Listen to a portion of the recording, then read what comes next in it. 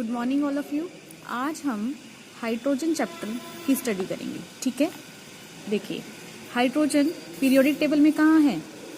S block में सबसे starting में। ओके, तो पहले हम इसकी नेचर के बारे में डिस्कस करेंगे कि ये एटमॉस्फेयर में कितना परसेंट है। ठीक है, देखिए hydrogen third most abundant on the surface of globe. ठीक है, सबसे ज़्यादा पृथ्वी पर पाया जाने वाला एलिमेंट कौन सा है? Hydrogen. Okay, considered as future source of energy. देखिए बच्चों, इसका मतलब ये है कि ये हमने इसको एक सोर्स ऑफ एनर्जी के रूप में स्टोर करके रख सकते हैं हम इसको। ठीक है, मतलब आने वाले टाइम में अगर एनर्जी की हमें नीड होगी तो हम किससे एनर्जी बना सकेंगे? हाइड्रोजन से बना सकेंगे। ठीक है, the most evident element in the universe, और ये यूनिवर्स में सबसे ज्यादा मिलता है। ठीक है, तो सबसे ज्यादा कौन है? हाइड्रोजन।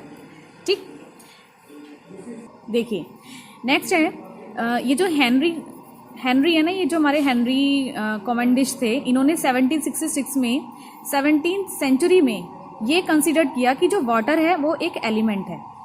ठीक, तो ये किसने किया था? वाटर को एज एन एलिमेंट डिस्कवर्ड किसने किया था? हेनरी कॉमेंडिश ने। ओके, अब देखिए लेकिन जो ये वाटर है इसको हम किस तरीके से बना सकते हैं? Burning of hydrogen. ठीक, तो water is made by burning of hydrogen. अगर हाइड्रोजन को बर्न कर दिया जाए तो क्या बन जाएगा? पानी बन जाएगा। देखिए जब ये फाइंड आउट हो गया कि वाटर हाइड्रोजन के बर्निंग से बनाया जा सकता है तो फिर ये आइडिया डिस्कार्ड हो गया कि वाटर एक एलिमेंट है।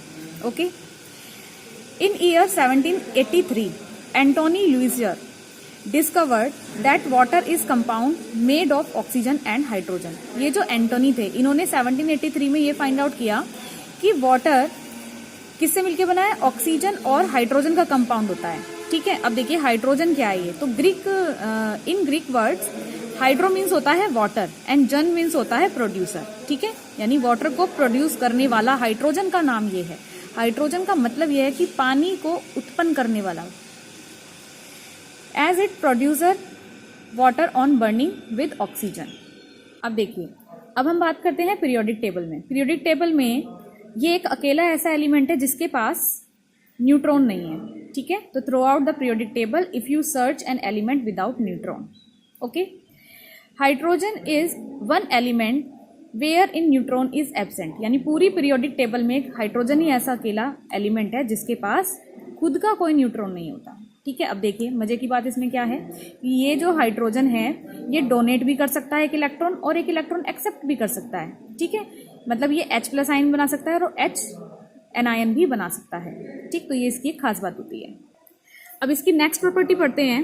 ये जो हाइड्रोजन है ये समानता किस किस से रखता है? एक तो एल्काइली मेटल से रखता है जो S ग्रुप में होती है। ठीक है, lithium, sodium, potassium, rubidium, caesium, ये सारी एल्काइली मेटल्स होती हैं। और ये हेलोजन जो कि 17 ग्रुप में है। ठीक है, फ्लोरीन, क्लोरीन, ब्रोमीन, आयोडीन, इनसे भी ये क्या रखता है?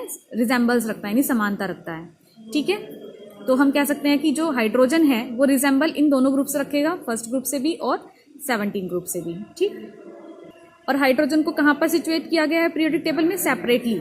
ठीक है, अब हम बात करते हैं resemblance of hydrogen with alkali metals. तो एल्काइली मेटल्स के साथ हाइड्रोजन की समानता के बारे में पढ़ेंगे हम। तो फर्स्ट है इलेक्ट्रॉनिक कॉन्फ़िगरेशन। बच्चों अगर हम इनका इलेक्ट्रॉनिक कॉन्फ़िगरेशन देखें, किसका? हाइड्रोजन का और एल्काइली मेटल्स का। हाइड्रोजन का और एल्काइली मेटल्स का, तो ये क्या है? इनके आउटर मोस्ट शेल में जो कि S ब्लॉक में है, इसका भी S में है एक इलेक्ट्रॉन और इनके भी लास्ट इलेक्ट्रॉन किस में है? S ब्लॉक में ही है। तो ये इस तरीके से एक एक इलेक्ट्रॉन शो करते हैं आउटर मोस्ट शेल में। अगर मैं बात करूं हाइड्रोजन की तो 1s1, इसके पास तो एक इलेक्ट्रॉन होता है। लिथियम की बात करें तो उसका 3 होता है एटॉमिक नंबर, 3 इलेक्ट्रॉन है, 1s2 2s1। तो लास्ट इलेक्ट्रॉन किस में है? इसमें। तो ये रिजेंबल हो गया ना हाइड्रोजन और लिथियम का। इसी तरीके से सोडियम का भी लास्ट इलेक्ट्रॉन इसमें ही है। ठीक है, तो कहने का मतलब ये है कि इनका इलेक्ट्रॉनिक कॉन्फ़िगरेशन क्या होता है? सेम होता है।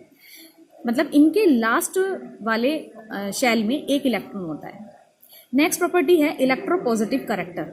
देखिए जिस तरीके से इलेक्ट्रॉन को डोनेट करके पॉजिटिव कैरेक्टर बनाने की प्रवृत्ति होती है किसकी? एल्काइली मेटल्स की, उसी तरीके से हाइड्रोजन की भी टेंडेंसी होती है कि वो एक इलेक्ट्रॉन लूज करके H+ आयन में कन्वर्ट हो जाता है। जिस तरीके देखिए यहाँ पर ये सोडियम है, एक इलेक्ट्रॉन लूज करा इसने तो सोडियम पे प्लस का चार्ज आ गया। इसी तरीके से ये एक अपना इलेक्ट्रॉन लूज करेगा तो ये H+ बन जाएगा। हो गया ना इसमें सिमिलैरिटीज दोनों में।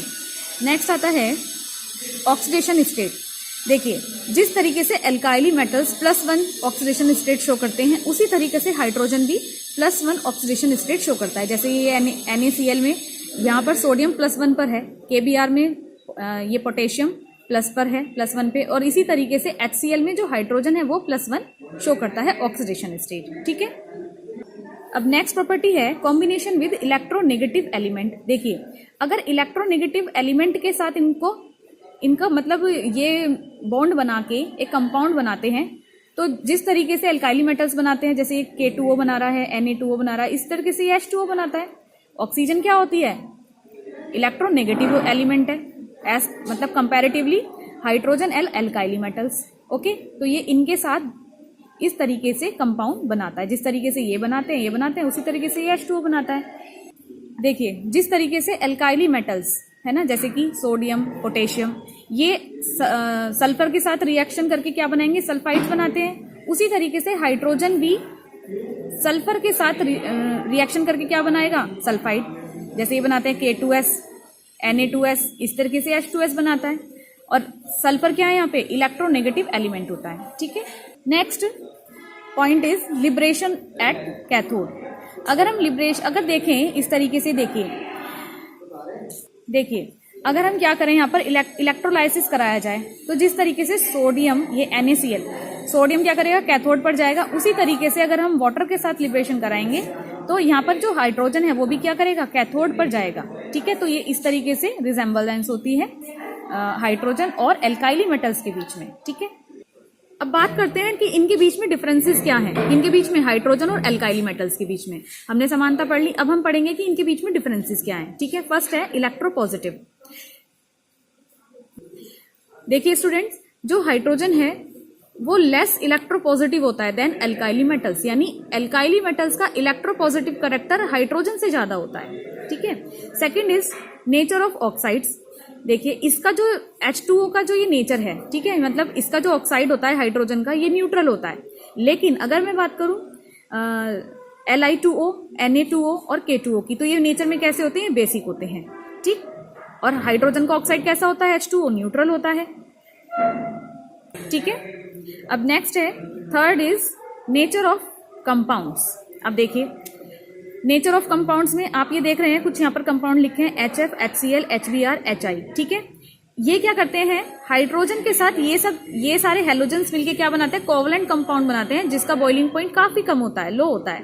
लेकिन अगर हेलोजेंस एल्काइली मेटल्स के साथ रिएक्शन करते हैं तो ये आयनिक सॉलिड्स बनाते हैं, जिनका मेल्टिंग पॉइंट बहुत ज्यादा होता है। ठीक है, तो ये यहाँ पर एक डिफरेंस है इन दोनों में, हाइड्रोजन और एल्काइली मेटल्स में। नेक्स्ट है साइज ऑफ आयंस। अगर साइज की बात करें तो एल्काइली मेटल्स का साइज काफी बड़ा होता है एज कंपेयर टू हाइड्रोजन। ठीक है, यानी हाइड्रोजन की जो साइज है वो काफी स्मॉल है as compare to alkali metals.